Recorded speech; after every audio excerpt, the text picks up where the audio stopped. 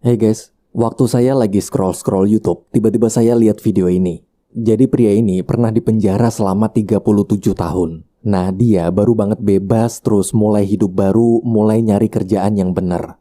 Di persidangan ini dia lagi disidang karena kena tilang di jalan. Tapi ada kalimat yang unik nih. Dia cerita kalau film berjudul The Town itu film berdasarkan kisah nyatanya dia. I was in prison 30 years. This guy gave me a job when I got out. You ever seen the movie The Town? Tell me about it. That's a true story. Well, that movie's about me. Watch the movie. I have 500,000 in my refrigerator. 400,000 or 500,000.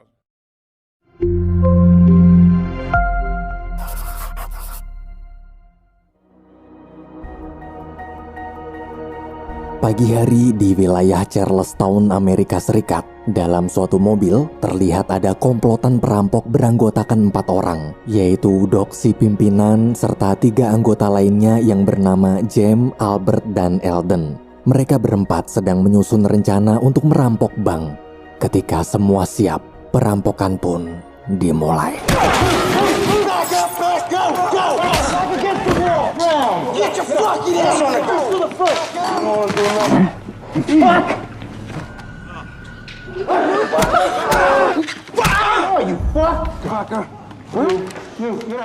James menyuruh manajer bank bernama Claire membuka brankas, tapi karena saking ketakutannya, tangan Claire jadi gemeteran. Saat Doc mencoba menenangkan, barulah Claire bisa membuka pintu brankas. Melihat uang yang begitu banyak, anggota perampok itu pun langsung memasukkan semua uang tersebut ke dalam tas.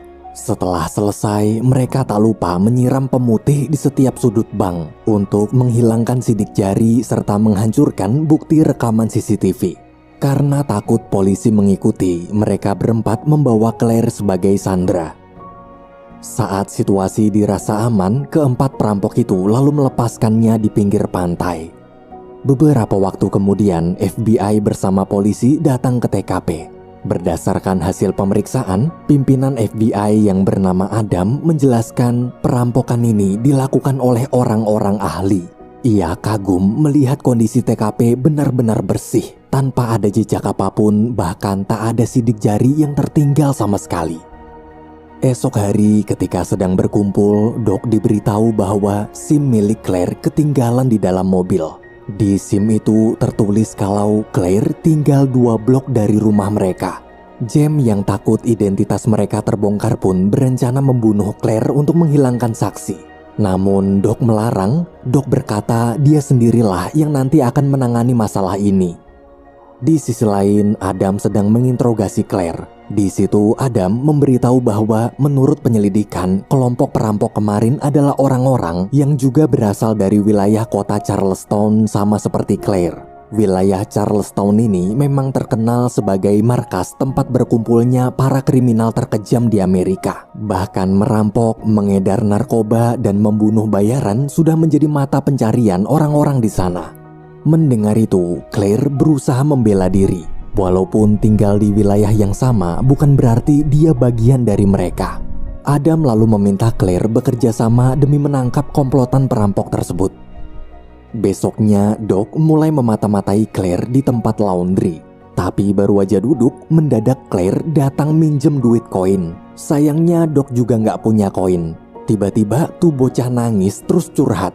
Claire cerita dia merasa hari-harinya belakangan ini sedang sangat sial. Puncaknya kemarin, bank tempatnya bekerja sampai kena rampok.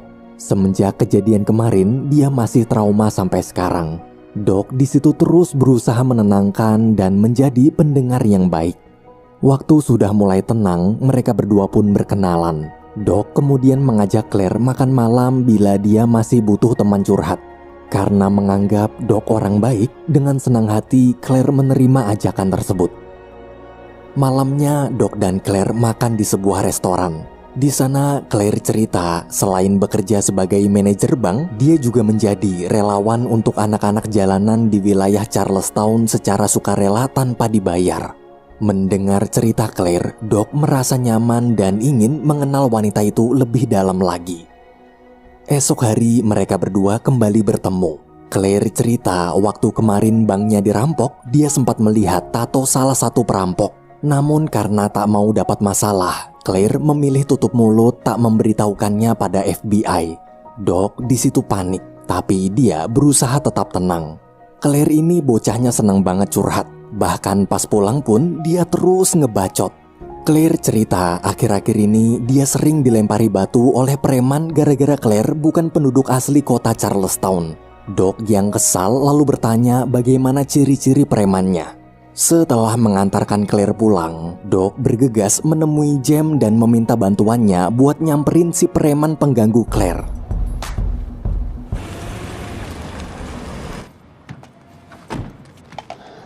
Tell me credit card.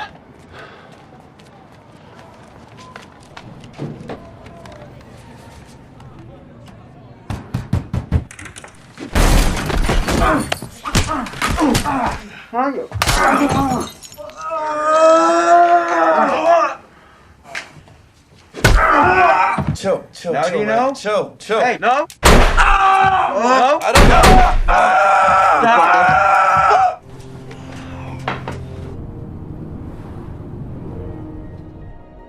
Pagi hari di kantor FBI, asisten Adam yang bernama Dino memberikannya selembar berkas. Dalam berkas itu berisi tentang data seorang pria bernama Eldon yang diduga menjadi bagian salah satu anggota komplotan perampok bank. Dari hasil pemeriksaan catatan kriminal serta rekaman CCTV beberapa bank yang juga pernah dirampok, Eldon ini memiliki postur tubuh sama seperti perampok tersebut.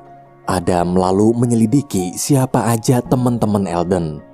Keesokan harinya, Adam dan Dino mulai mengikuti Eldon. Di sebuah pesta barbecue, terlihat keempat anggota perampok sedang berkumpul bersama keluarga mereka masing-masing. Adam pun memfoto semua kegiatan mereka.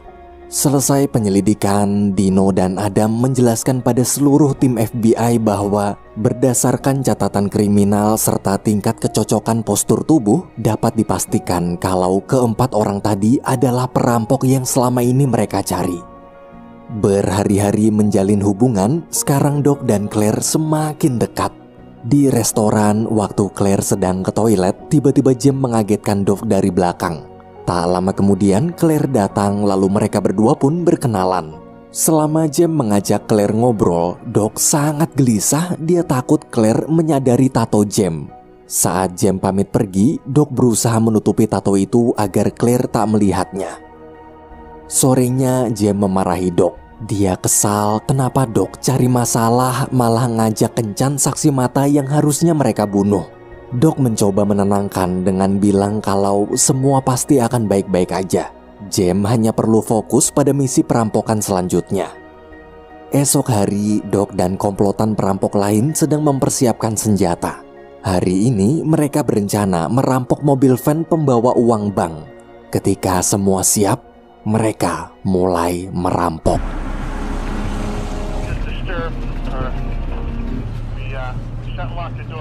Where the fuck's the truck? Late is what happened. Fuck it. Here we go.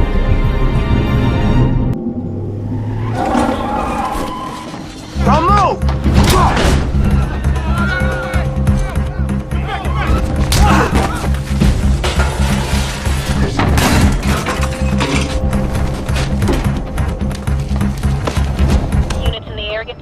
In progress. Di tengah aksi, polisi berhasil menangkap salah satu perampok. Melihat temannya disandra, tanpa ragu Jem menembak polisi tersebut. Let's go! Alright, God, just take it easy, alright? Shit.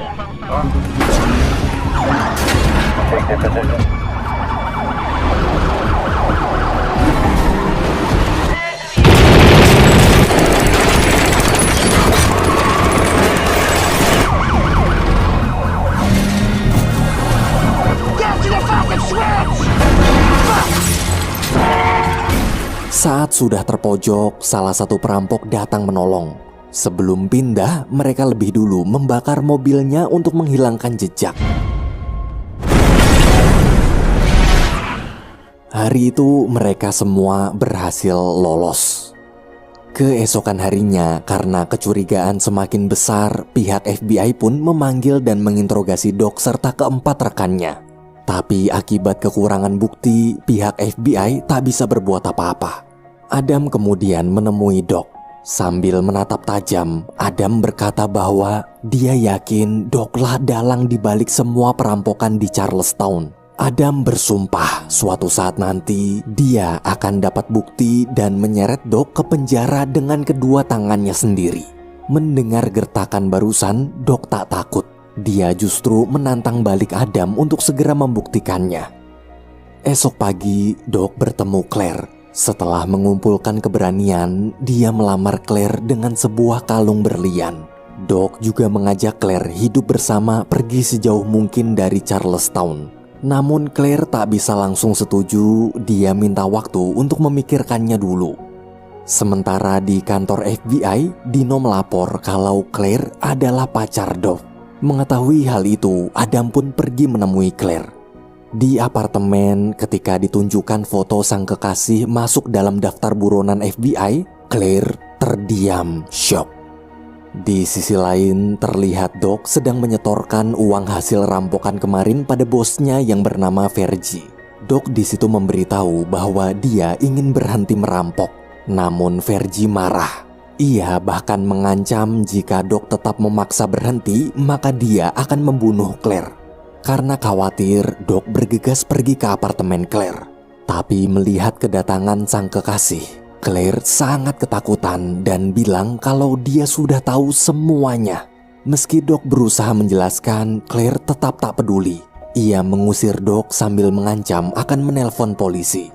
Doc lalu kembali ke tempat Vergie lagi hanya untuk memastikan bila dia tak jadi berhenti, Vergie harus berjanji tak akan pernah menyentuh Claire sedikit pun.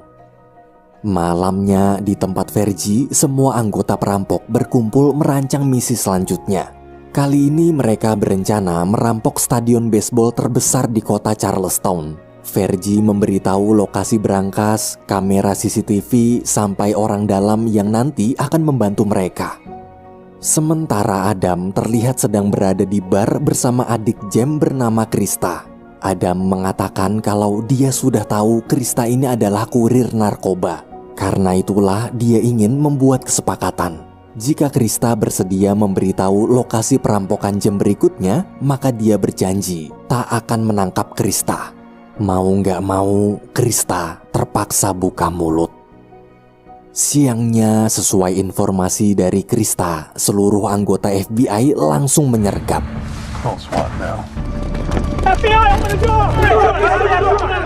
Sayangnya mereka semua tertipu. Ternyata Krista memberi informasi palsu. Di apartemen saat Doc sedang mengawasi keadaan sekitar, mendadak Krista bersama anaknya datang lalu berkata bahwa sebenarnya selama ini dia suka sama si Doc. Dia memohon agar Doc mau membawanya pergi meninggalkan kota ini. Namun Doc tak bisa karena dia sudah punya kekasih. Krista yang sakit hati masih terus memohon walaupun Doc mengusirnya secara kasar. Tak lama kemudian, Adam dapat kabar kalau Krista mengalami kecelakaan dan ingin menemuinya. Adam pun segera ke rumah sakit. Waktu bertemu, Krista buka mulut pada FBI. Dia memberitahu besok Doc akan merampok stadion baseball lalu berencana pergi jauh keluar kota. Hari perampokan pun tiba. Doc bersama para anggota lain bersiap menjalankan aksinya. Kali ini Doc dan Jem menyamar menjadi polisi. Mereka berhasil masuk stadion dengan bantuan orang dalam kepercayaan Vergie. Tapi di tengah jalan, tanpa sengaja mereka bertemu polisi yang sedang berjaga. Kedua pihak pun saling menuduh satu sama lain sebagai perampok. Untungnya meski kalah jumlah, mereka berdua menang mental hingga berhasil mengikat polisi-polisi tersebut. Mereka kemudian pergi ke ruang penyimpanan uang lalu mengikat dua petugas di dalam sana. Setelah uang diambil, mereka berdua buru-buru pergi. Sesampainya di basement, saat sedang membereskan hasil rampokan tadi, Doc merasa aneh kenapa situasi di ruangan tadi sangat sunyi. Waktu memeriksa keluar jendela basement, ternyata ratusan polisi telah mengepung. Dari kejauhan, James seperti melihat ada pergerakan mencurigakan.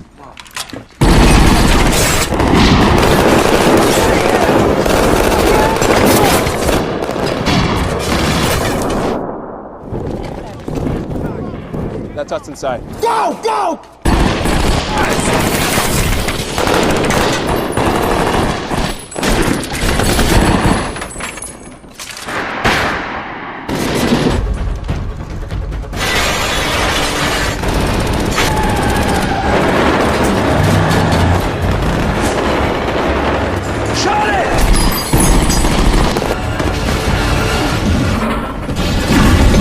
They look like EMTs. Down.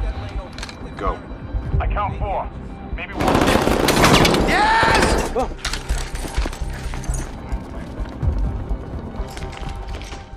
Dari jendela basement, FBI melempar granat ke arah mereka.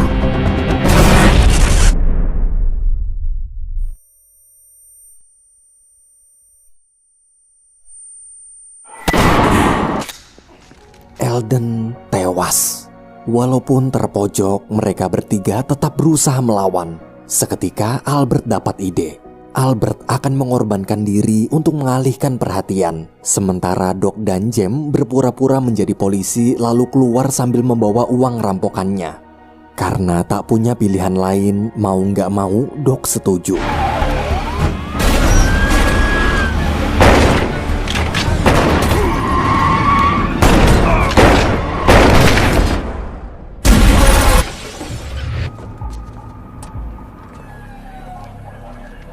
High level of fucking genius. The weapons down. Hey, fucking hand up to me. Go. Salah satu anggota FBI melapor pada Adam kalau 2 perampok lain berhasil lolos karena menyamar menjadi polisi. Adam yakin mereka berdua pasti Doc dan Jem. Ketika melihat seorang polisi yang cara jalannya mencurigakan, Adam bergegas mengejar polisi itu. Officer, can you hold up a minute? Visual on Coughlin, heading south.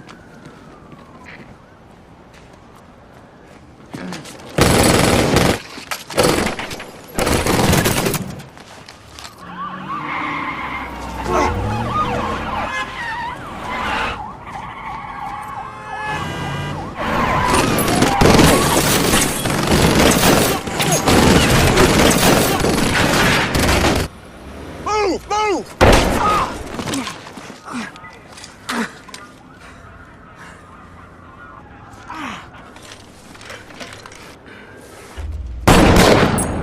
Jem tewas.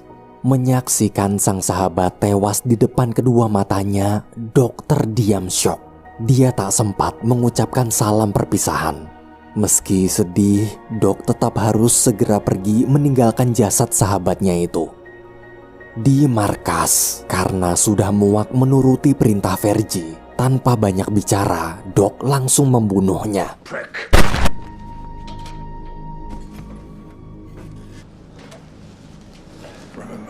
That's fire. Beberapa jam kemudian, berita tentang tewasnya Vergi, si ketua perampok paling terkenal di kota Charleston pun tersebar dengan cepat. Mendengar kabar tersebut, Adam menduga Doclah pelakunya. FBI lalu mengatur strategi baru untuk menangkap Doc hari itu juga. Di apartemen, Doc mencoba menelpon Claire. Di telepon, dia mengajak Claire bertemu karena ada hal penting yang harus dia bicarakan. Tapi Claire justru menyuruh Doc datang ke rumahnya. Ternyata di rumah Claire sudah ada Adam serta para anggota FBI lain. Waktu Doc meneropong, dia melihat Adam sedang mengintimidasi Claire. Doc pun berpura-pura ingin berangkat ke rumah Claire sekarang. Mendengar ucapan Doc, FBI lalu bersiap-siap mengelilingi area jalan untuk menyergap saat Doc datang nanti.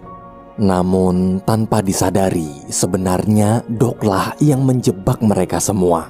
Dia malah pergi ke kebun milik Claire di dekat pantai. Di sana dia mengubur sesuatu kemudian meninggalkan kota Charlestown.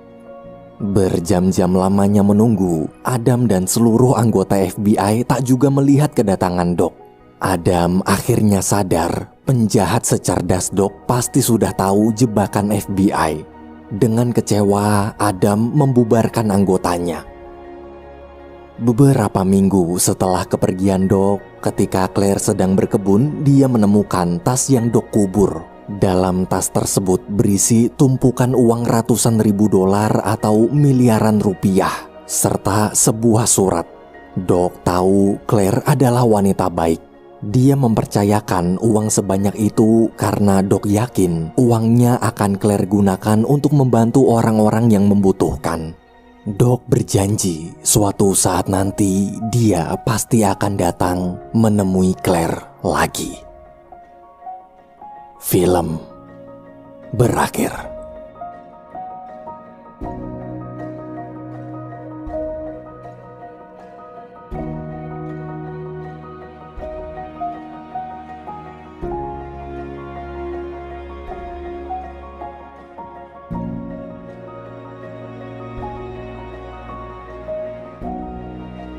It's not been an easy road, but I spent a lot of time in prison.